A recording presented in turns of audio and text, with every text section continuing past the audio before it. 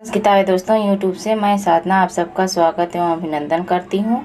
कैसे हैं दोस्तों आप लोग। आशा करती हूँ कि स्वस्थ व्यस्त मस्त होंगे, अपना और अपने परिवार का ख्याल रख रहे होंगे। दोस्तों वैसे ख्याल रखना ज़रूरी भी है, क्योंकि शरीर स्वस्थ रहेगा तो आत्मा भी स्वस्थ रहेगी और मस्तिष्क भी काम करेगा। तो इसलिए सबसे पहले शरीर की स्वस्थता बहुत ज़रूरी है। तो आइए दोस्तों, बिना देरी की हुई हम लोग अपने पाठ की शुरुआत करते हैं। आज हम लोग फिर से महाकवि कालिदास द्वारा रचित खंड काव्य मेघदूतम खंड काव्य लेके हाजिर हुए हैं। मेघदूतम खंड काव्य में हम लोग 5 श्लोकों का अध्ययन कर लिए हैं। 2-2 श्लोकों का अध्ययन कर रहे हैं दोस्तों। बहुत ज़्यादा वैसे तब पर भी वीडियो बड़ा हो जाता है, बहुत ज़्यादा बड़ा न हो जाए, इसलिए 2-2 श्लोकों का अध्ययन करते हैं। और हम लोगों ने पिछले श्लोक में चौथा और 5वां श्लोक का अध्ययन किया था। और यहाँ से जो मेघदूतम खंड काव्य है, यहाँ से क्वेश्चन बहुत ही बनाए जाते हैं। जो हमारा चौथा और 5वां श्लोक है उसमें से क्वेश्चन बहुत बनते हैं।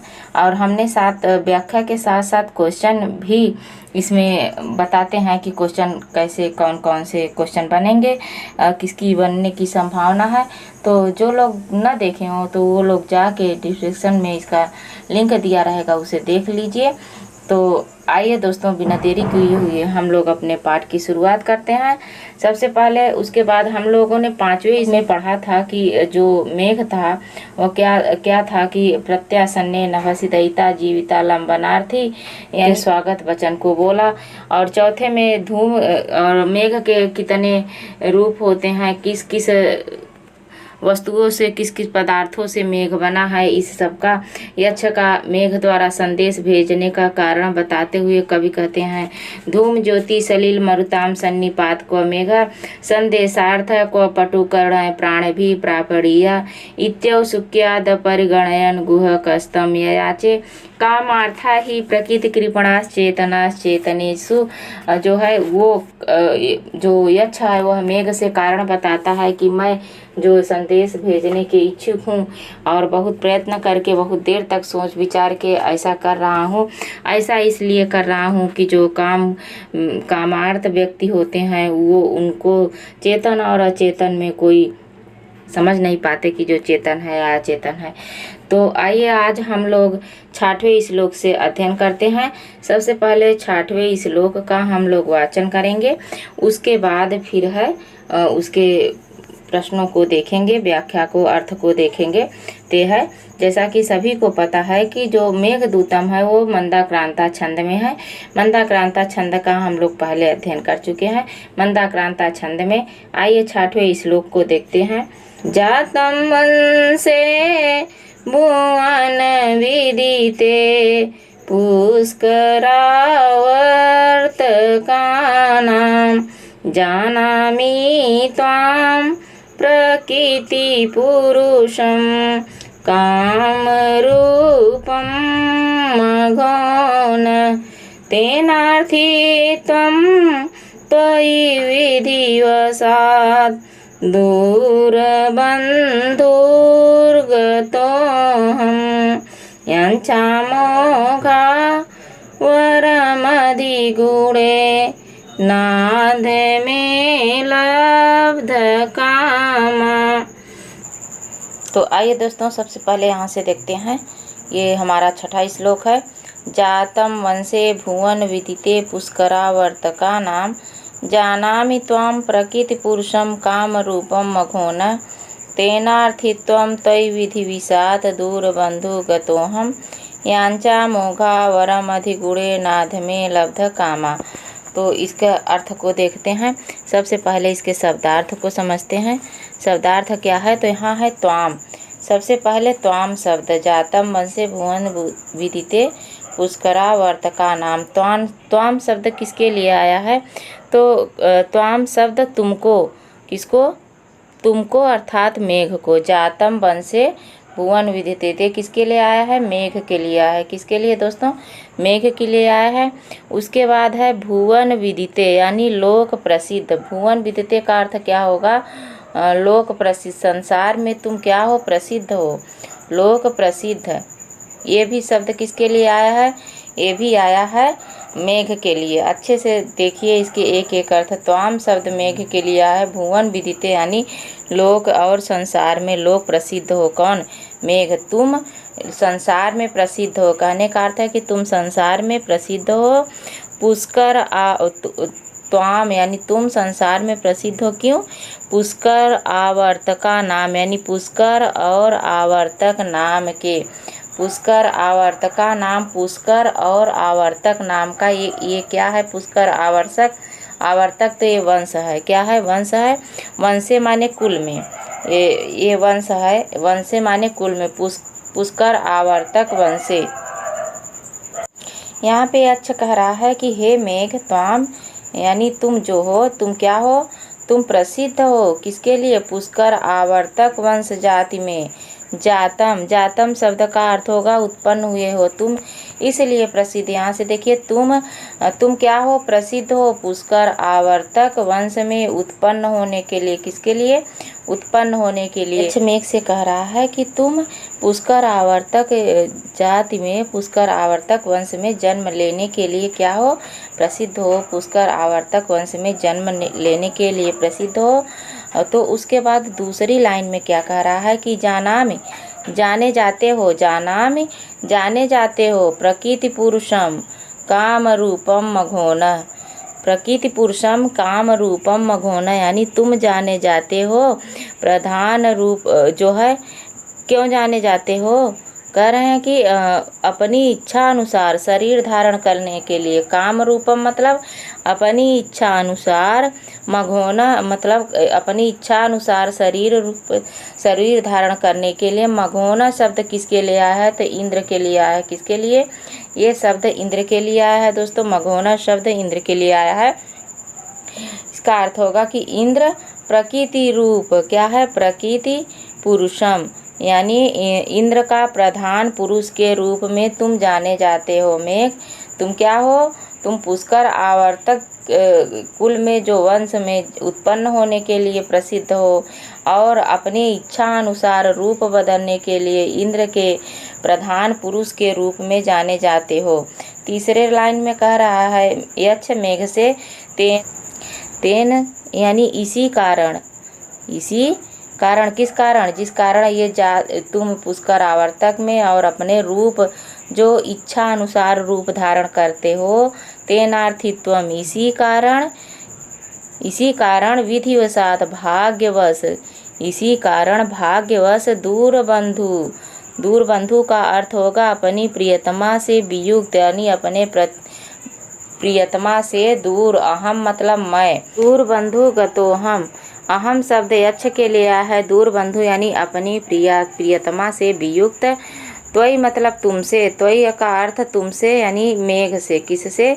मेघ से। इसका अर्थ मेघ से होगा।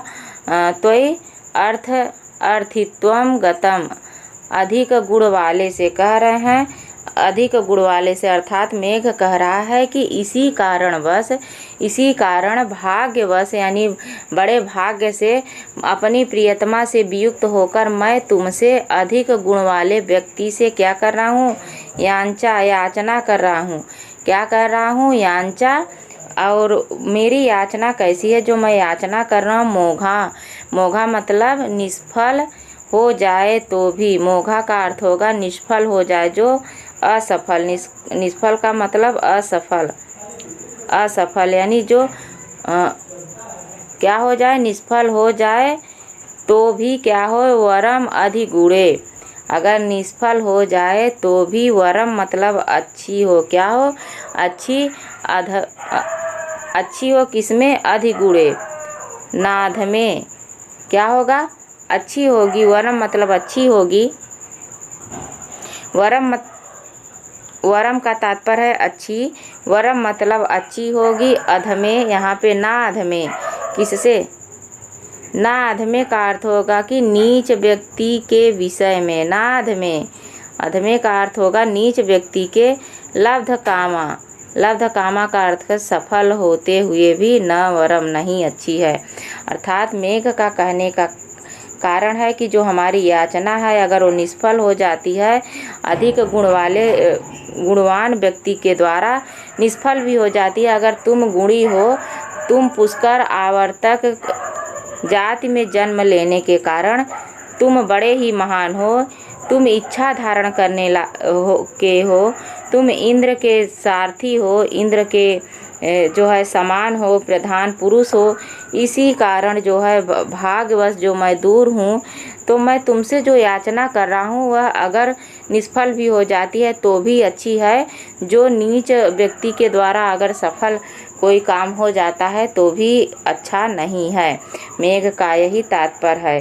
तो यहाँ अर्थ देख लेते हैं। वह यक्ष जो है कह रहा है कि हे मेघ, मैं तुमको संसार में बहुत प्रसिद्ध पुष्कर और आवर्तक मेघों के वंशों में उत्पन्न इंद्र का इच्छा अनुसार रूप, इसलिए दैव भाग्यवश से दूर स्थित बंधु वाला मैं तुम्हारे विषय में जो याचना कर रहा हूँ या याचना प्राप्त हुआ याचक हुआ हूँ, वह अधिक गुण वाले, मेरा कहने का तात्पर्य है कि अधिक गुण वाले से की गई याचना निष्फल होने पर भी अच्छी है, परंतु निर्गुण नीच व्यक्ति से की गई सफल याचना वाली भी अच्छी नहीं है।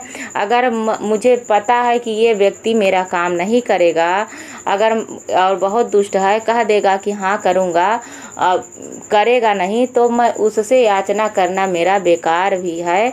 और जो अगर साफ साफ कह देता है कि नहीं करूँगा लेकिन वो कर देता है, तो वह अगर अच्छा आदमी है तो वह अगर मना भी कर देता है तो भी वह क्या है, हमारे लिए अच्छा है। उसके बाद आइए व्याकरणात्मक टिप्पणी देखते हैं।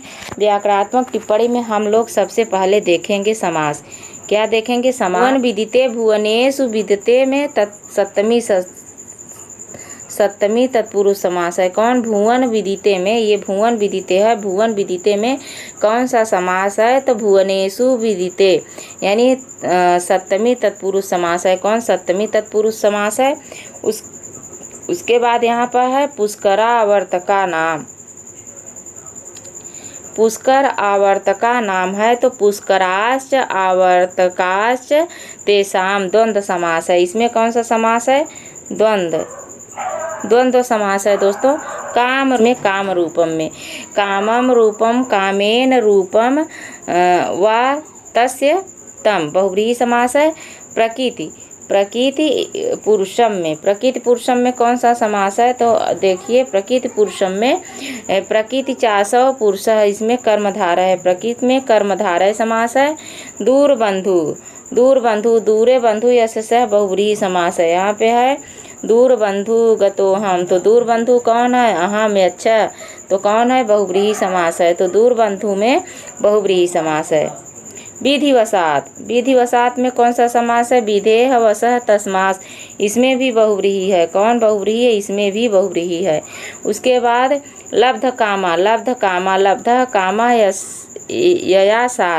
कामा ययासा, इसमें भी लब्ध कामा में भी बहुव्रीहि समास है। क्या है? बहुव्रीहि समास। तो बहुव्रीहि समास इसमें कौन कौन है यहाँ पे देख लेते हैं। तो काम रूपम, देखिए ये है बहुव्रीहि समास। बहुव्रीहि समास काम रूपम है। और कौन सा है? दूर बंधु में भी बहुव्रीहि है, विधिवसात में भी बहुव्रीहि है और लब्ध कामा में भी बहुव्रीहि है। ठीक, 4 ठो बहुव्रीहि है। उसके बाद यहाँ पे भुवन विदिते में तत्पुरुष समास है। कौन? सप्तमी। और पुष्कर आवर्तक में द्वंद्व समास है। कर्मधारय प्रकृति पुरुषम में कर्मधारय समास है। क्या है? कर्मधारय। उसके बाद विदिते शब्द बना कैसे है, इसको देख लेते हैं। 1 मिनट। यहाँ पे विदिते शब्द है।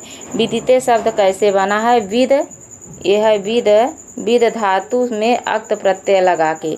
जातम शब्द कैसे बना है? यहाँ पे जातम है, तो जन धातु में प्लस अक्त प्रत्यय लगा के, जन धातु अक्त प्रत्यय से जातम बना है।